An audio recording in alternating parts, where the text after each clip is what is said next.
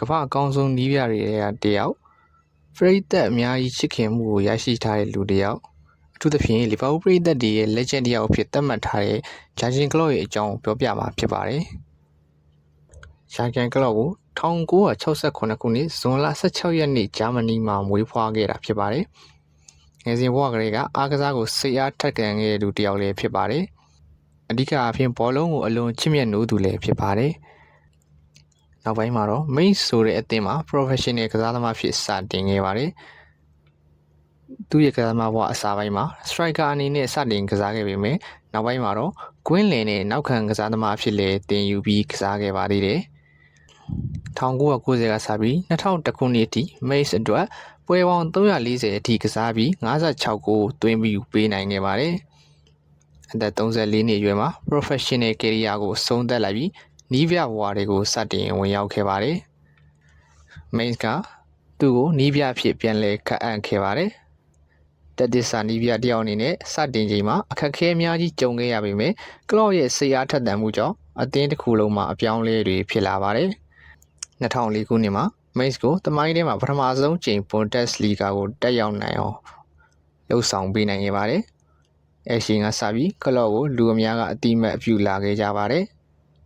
2008ခုနှစ်မှာတော့ကလော့ကို Borussia Dortmund ကခေါ်ယူလိုက်ပါတယ်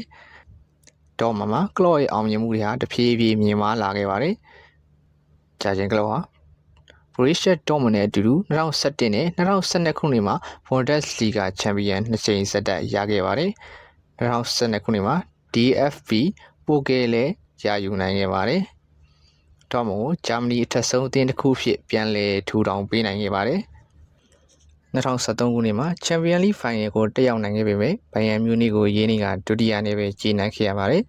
။ဒါပေမဲ့ကလော့ရဲ့နာမည်ကတော့ဥရောပအနှံ့မှာထင်ရှားလာခဲ့ပါတယ်။ဒေါ်မွန်ချစ်တဲ့ပရိသတ်တွေအတွက်အမြဲတမ်းမှတ်ရနေစေမယ့်အရာတစ်ခုလည်းဖြစ်စေခဲ့ပါတယ်။2015ခုနှစ်ရောက်မှာတော့ကလော့ကိုလီဗာပူးအသင်းကသူတို့ရဲ့နီးပြအသစ်ဖြစ်ခန့်အပ်ခဲ့ပါတယ်။လီဗာပူးကိုရောက်လာတဲ့အချိန်မှာတော့လီဗာပူးအသင်းဟာအောင်မြင်မှုတွေကျဆင်းနေတဲ့အချိန်လေးဖြစ်ပါတယ်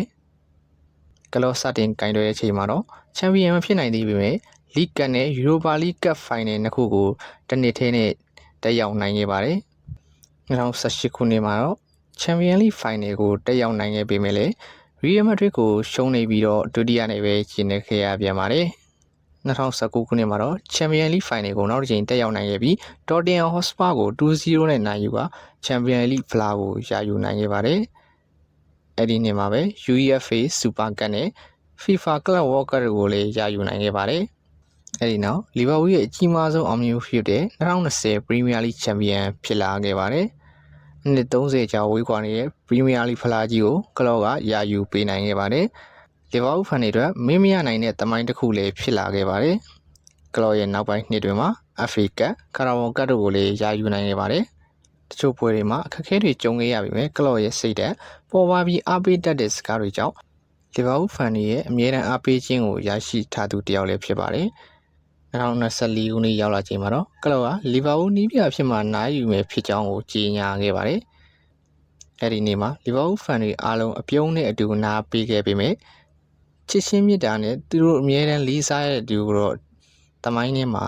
မကြောက်တင်ထားခဲ့ပါတယ်။ဂျာဂင်ကလော့ဆိုတဲ့နာမည်ဟာ Mainz ကစပြီးတော့မှလီဗာပူးအထက်အောင်မြင်မှုနဲ့တမိုင်းရေးထိုးထားသူတယောက်လည်းဖြစ်ပါတယ်